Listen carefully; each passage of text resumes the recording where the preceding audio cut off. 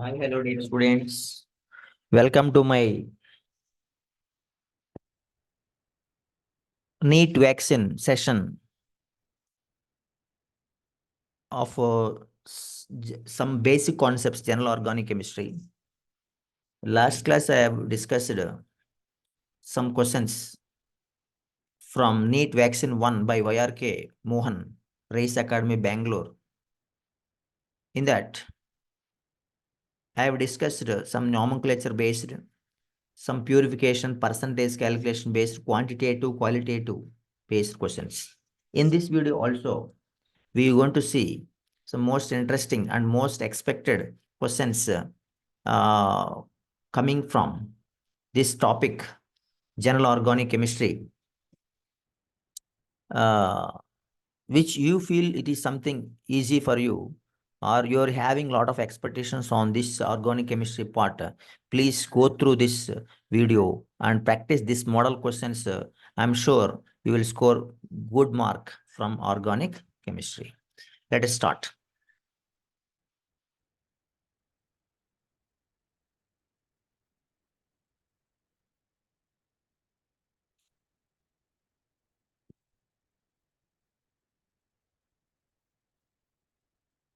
See this question, dear student. What is the question? The structure of compound whose IUPAC, structure of compound whose IUPAC name is 3-ethyl 2-hydroxy 4-methyl hex 3 in 5-ine 1-oic acid. Okay, so any one of these we have to select in this. So once you observe this structure given to us in the options, the structure of this IUPAC name of the compound, where carboxylic acid is highest priority, we have to start from carboxylic acid structure to get it. So if you try checking with this one, in this 2-hydroxy, immediately next to carbon dioxide, carbon is second carbon, and third one is ethyl. Third one is ethyl. So, and fourth one is methyl 3-ene-hexane. So we will check it, the structure now.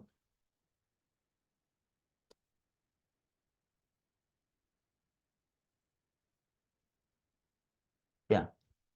If it is the case, you check it. Any one structure if you take, that is like one structure I will select. We'll write whatever the structure they are given to us. Here triple bond given, here double bond given, here OH and COOH also given to us. So whenever we observe such things, we can understand one thing, that yes, from carboxylic acid onwards, we can start numbering. It is 1, it is 2, it is 3, it's 4, it's 5, it is 6. If you carefully give the name for this one, is nothing but whatever they given, it matches with it. There is 3 ethyl. So what is this part is ethyl, that part is ethyl part. Okay. And here extension, we have to check it. Here one more is, if we give methyl, it will happen methyl. That is 4 methyl, it will happen. And actually we have 6 carbons at the chain. We can say it is hexene, hexine. The ine is present on the ene is present on the third one, and ine is present on the fifth one. So 5 ine, and first one oic acid. So it is 1 oic acid. 1 oic acid. So 3-ethyl 4-methyl hex 3-ene 5-ine 1 oic acid is that correct option for this one we have. So this one, if you observe now, we have the first option is matches with exactly whatever the name given to us. So first option is the right option for this question. Let us see the second question. The complete combustion of hydrocarbon gives 0.66 grams of CO2 and 0.36 grams of H2O. Then empirical formula of the compound is, and they are giving carbon dioxide and water masses, and we have to calculate the empirical formula. All the options we have carbon and hydrogen are there, so it is nothing but hydrocarbon. We just have to calculate the percentages of carbon and hydrogen, and then after we have to find this empirical formula. Let us check it out how it can be solved. See, in this question, they have given already mass of carbon dioxide is 0.66. So to find the percentage of carbon, it will be a formula that is 12 by 44. As 12 by 44 is for carbon dioxide calculation, 12 by 44, and mass of carbon dioxide is 0.6 is given. And whereas weight of organic compound not given, you take W into 100. So this simplification, if you do, then you will get 18 by W, you will get.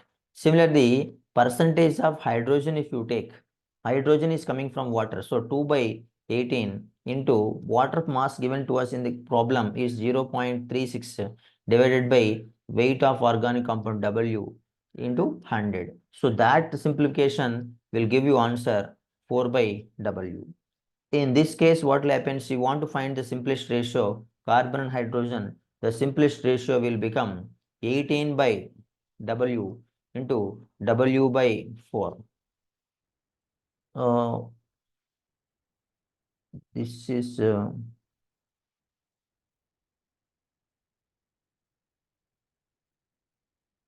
into carbon atomic mass is 12, whereas hydrogen's atomic mass is 1 by 1.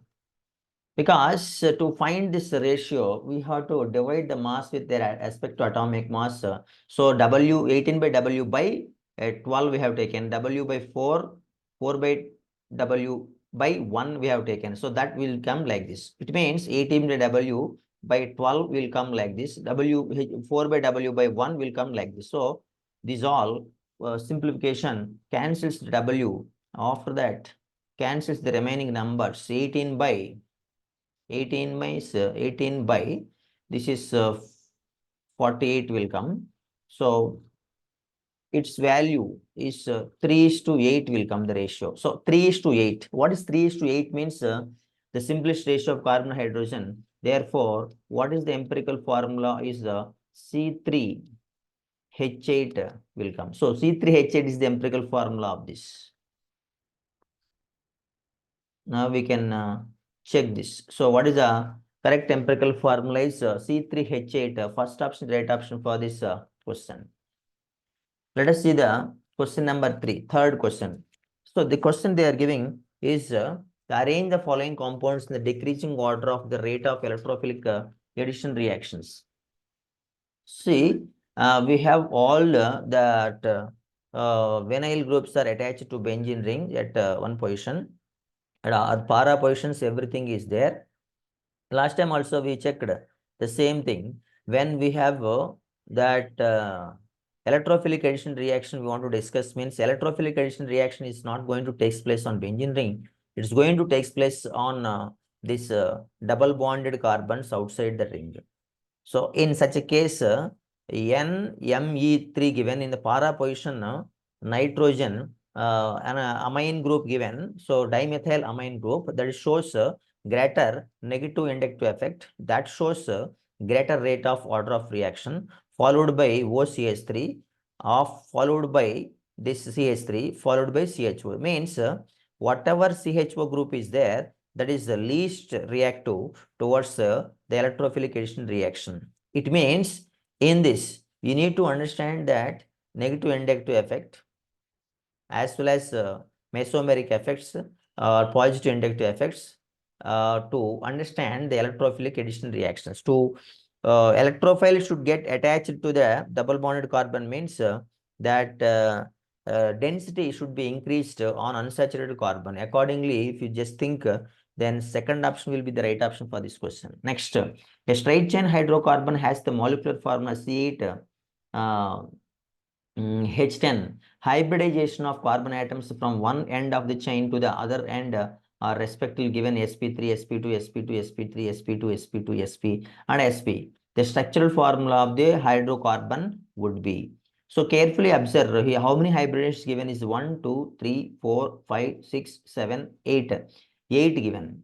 So in the same also, in this one also, if you just carefully check it, options last two in the right hand side we have sp hybridization. So we have B and D, we have a doubt is there, and first one is sp3. First one is sp3 means in B and D, first one is sp3, second one we observe sp2, sp2. So we will write that one, we will check that. So what is that?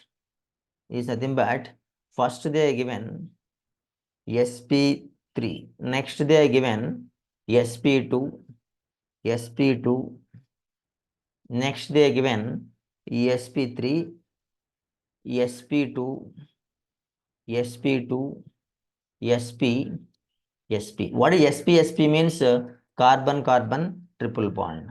Then after sp2, sp2 is means carbon carbon double bond. Then after it is sp3 means it's a single bonded one. Next we have two sp2 are there, between them there is a double bond is there. Next we have sp3 is there. So that if you write clearly, then it will be ch3, it will be ch, next ch2, ch, last is ch. So this is the actual this one, this is matches with our D option. I will show you. So D option is the right option for this question. Let us see the fifth question. In the Carriers method of estimation, in gravimetric determination of phosphorus, 0.248 grams of an organic compound gave a precipitate of Mg2 NH4PO4, which on ignition yielded 0.444 grams of Mg2P2O7. What is the percentage of phosphorus in the compound? So Carriers method is there for the estimation of phosphorus. Magnesium pyrophosphate is the compound which is going to be obtained in the Carriers method. Let us see Carriers method's formula and all now. Whenever they are given this magnesium pyrophosphate, first we have to check its formula, that is Mg2P2O7. From this we are getting 2 phosphorus. 1 phosphorus is 31, so 2 phosphorus is 64 grams. The total molar mass of this one is 220 grams. Okay, keep it in mind. Then percentage of phosphorus you want to calculate, that will be 62 by 222 into weight of that pyrophosphate given is 0.444 divided by the compound obtained here is 248. 0.248. What is that 0.248 is nothing but 0.248 is an organic compound mass into 100 we have to write. Then upon simplification you will get as 50% is the answer for this one. So let us see, 50% is coming for which one? 50% is coming, the second option we have. So second option is the right option for the estimation of percentage of phosphorus in the compound.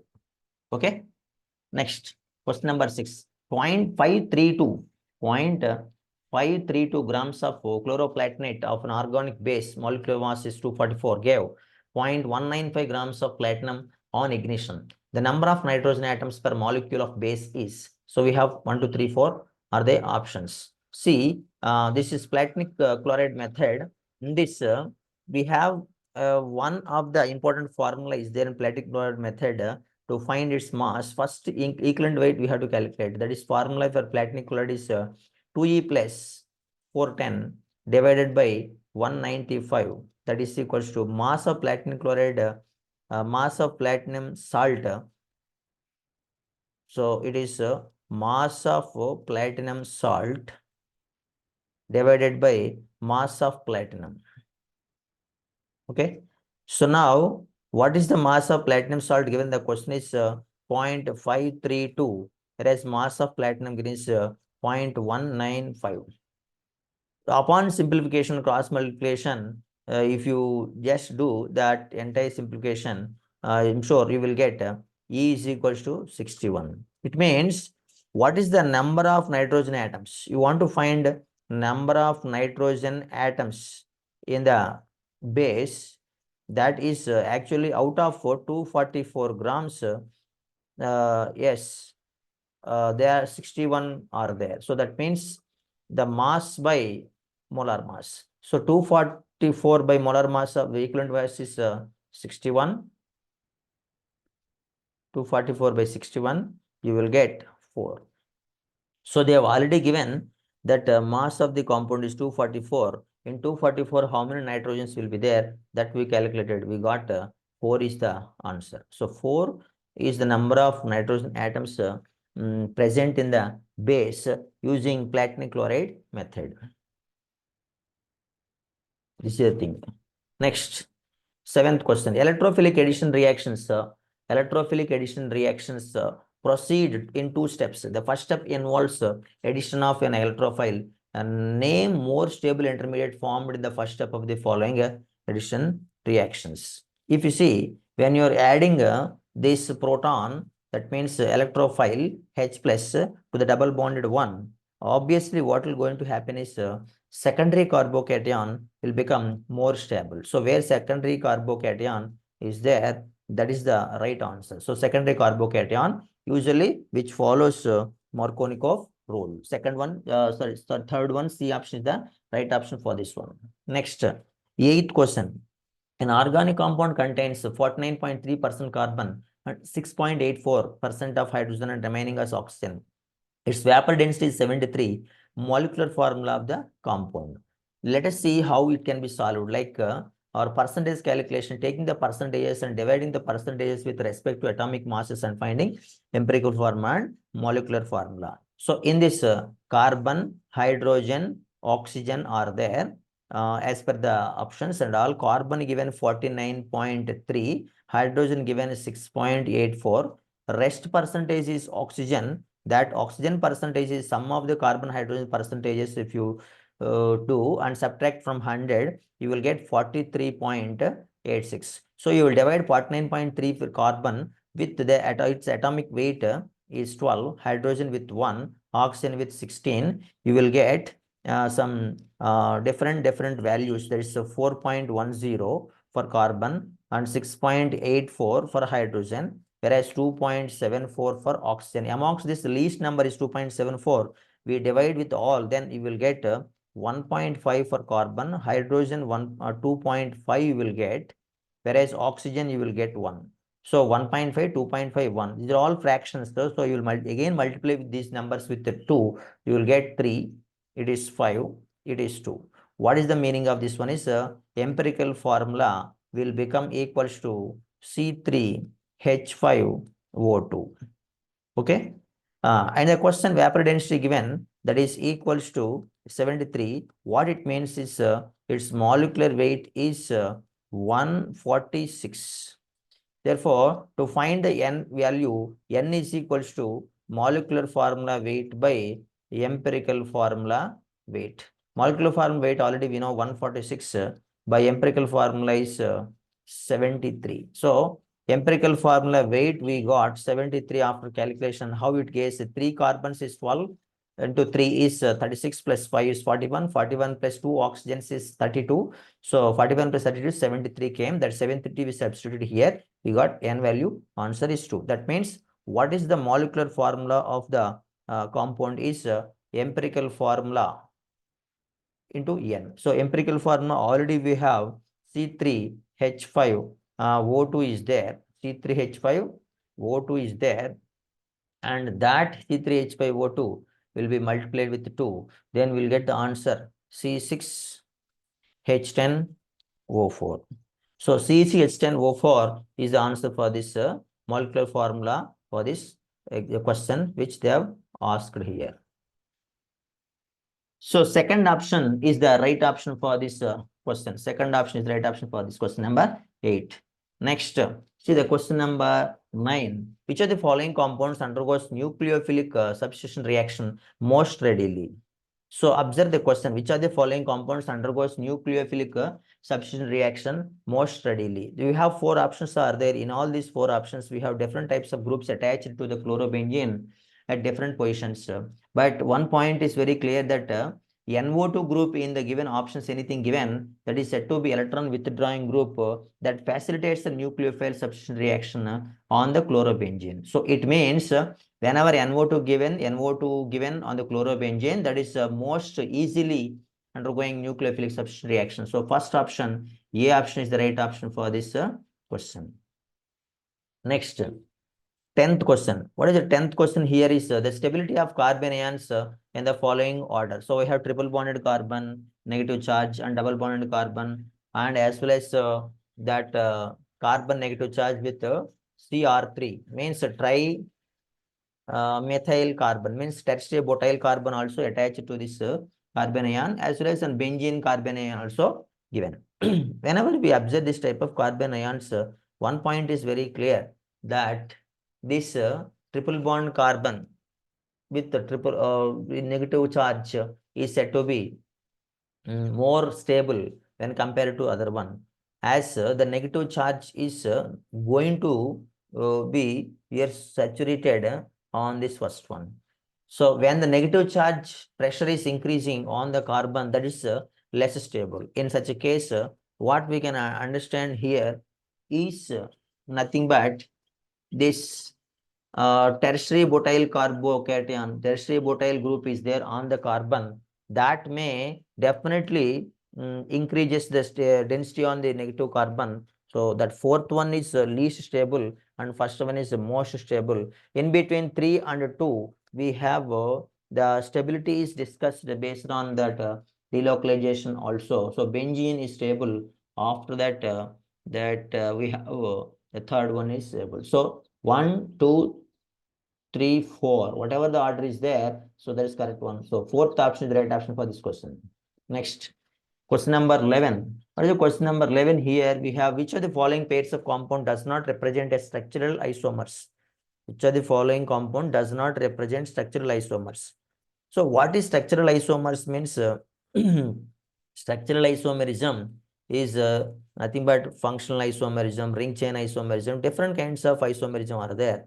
Whereas if you just carefully observe the four options, stereoisomerism is different than structural isomerism. Stereoisomerism, we have arrangement of spatial arrangement of atoms, a group of atoms around a double bond. So it is similar to that. We have our fourth option we have. So fourth option is the right option, as cis trans isomerism is comes under stereoisomerism. Okay.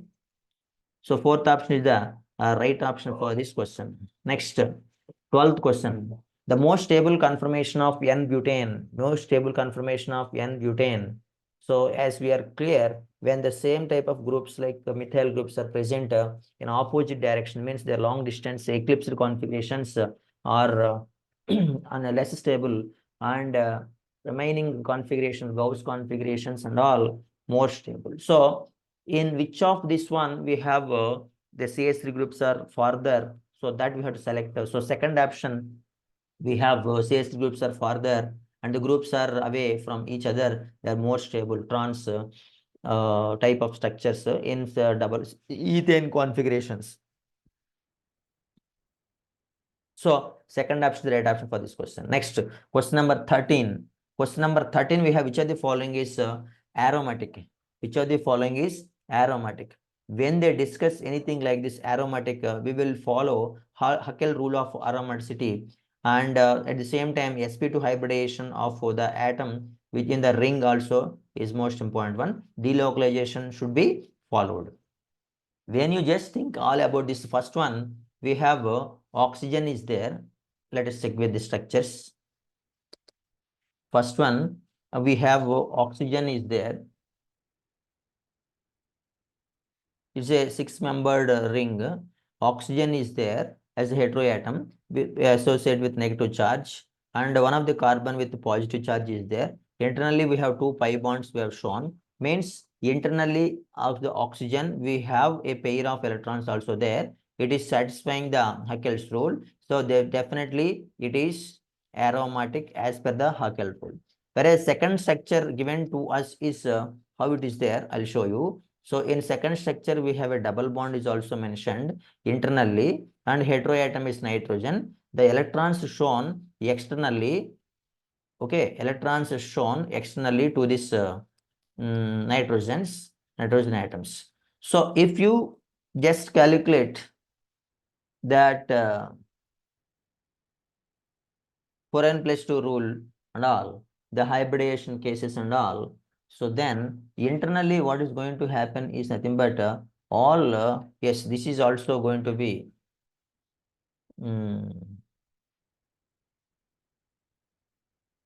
aromatic only.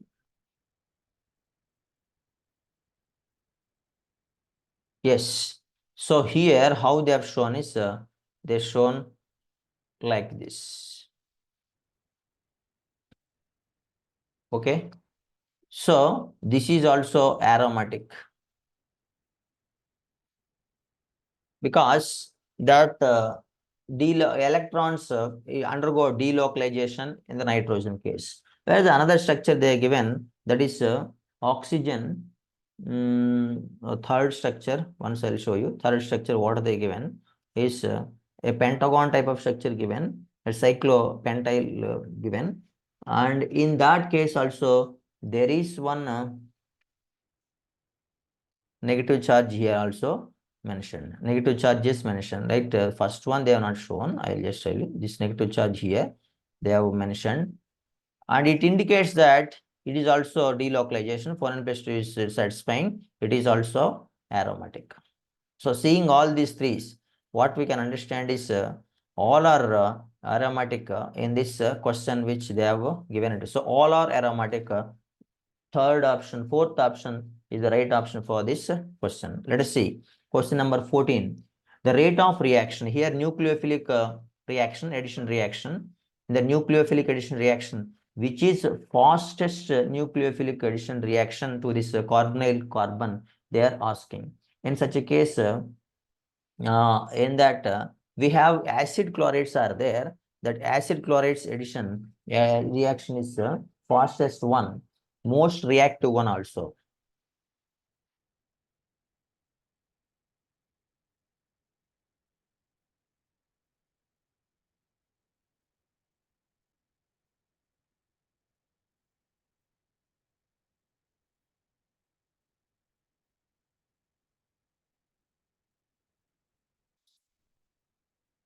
The fastest when Z is equals to which one? So then Z is equals to acid halide. So Cl is the right answer for this one, because when the Cl is present, there is a good leaving group in this reaction that is easily can be replaced.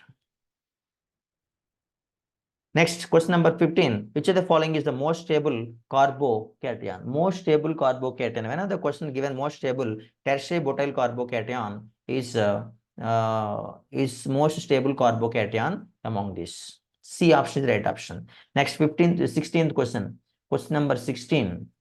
Arrange the following carbon ions in the decreasing order of their stability.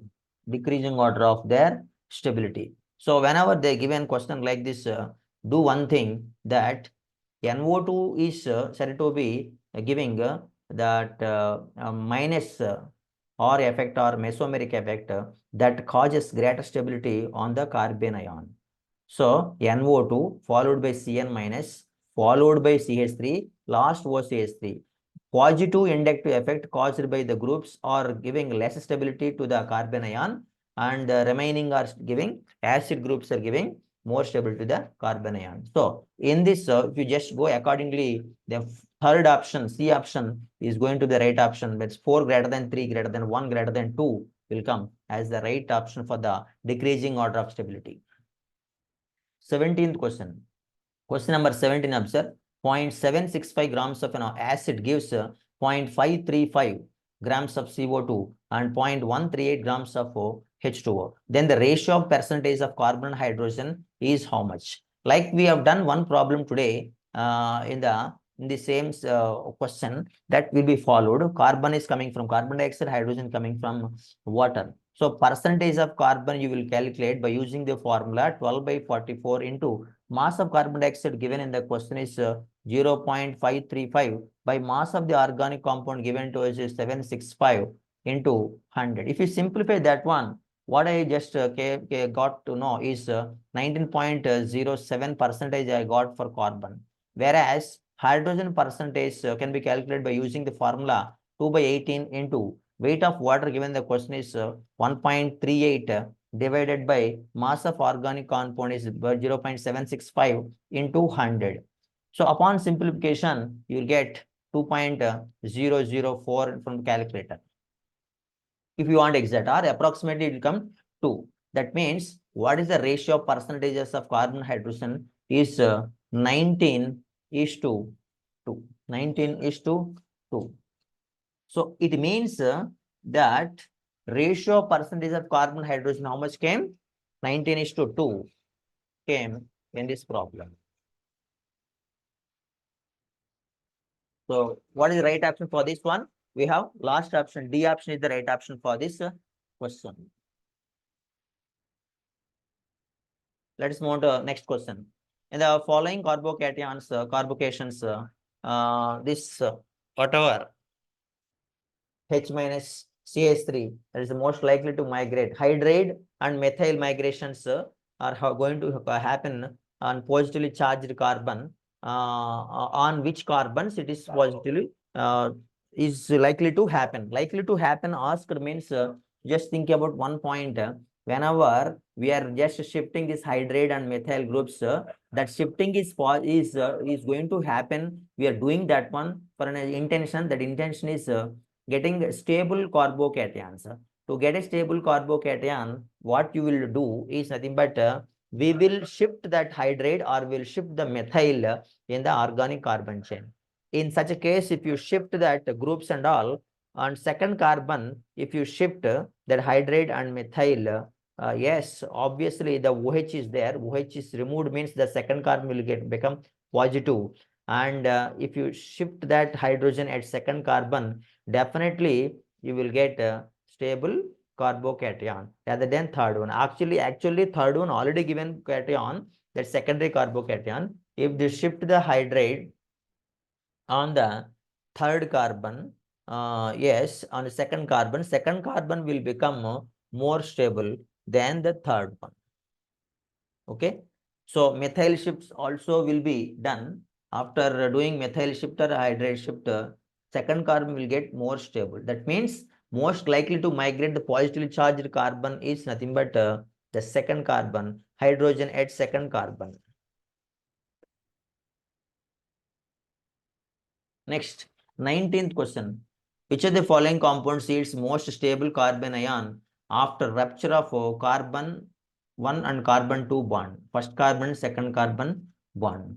So rupture of means you have to break that bonds. When you break first carbon, second carbon bond, which of this yield most stable carbon ion? So stable carbon ion is said to be actually formed in the 4 options. We have methyl group is there. More distance is maintained by the methyl carbocation. Methyl group on the carbonyl carbon in generally that will gives stability to that carbonyl carbon. Okay, that is one point.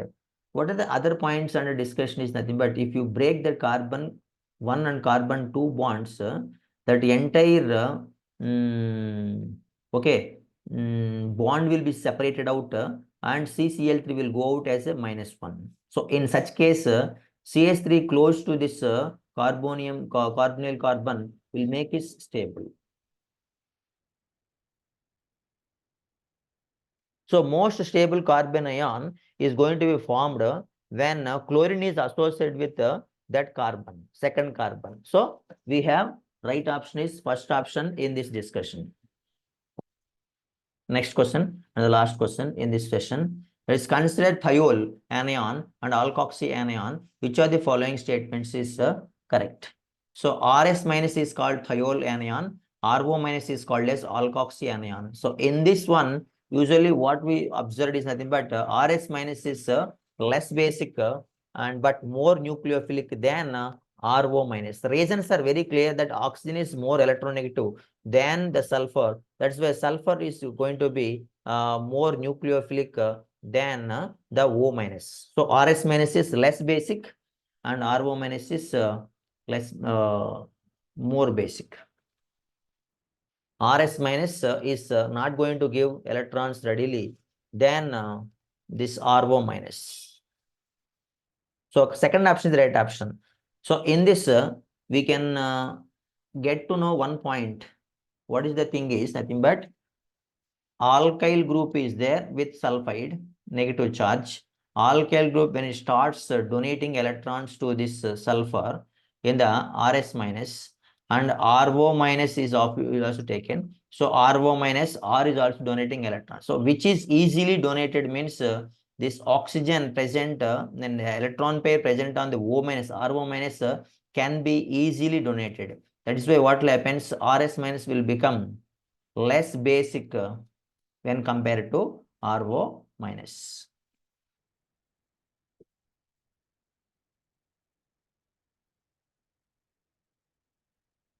So what is the right answer option for this question is that second option is the right option.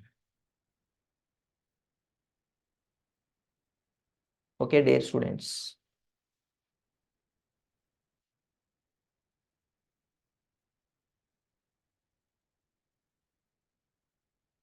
So dear students, in this session, I have discussed some important questions, which are typical questions also I have discussed.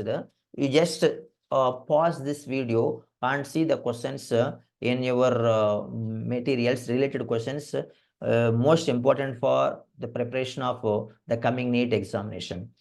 Okay, that's it with this session. We'll move on to the next session with a new different questions and all. Until have a nice day. Thank you very much. Bye bye.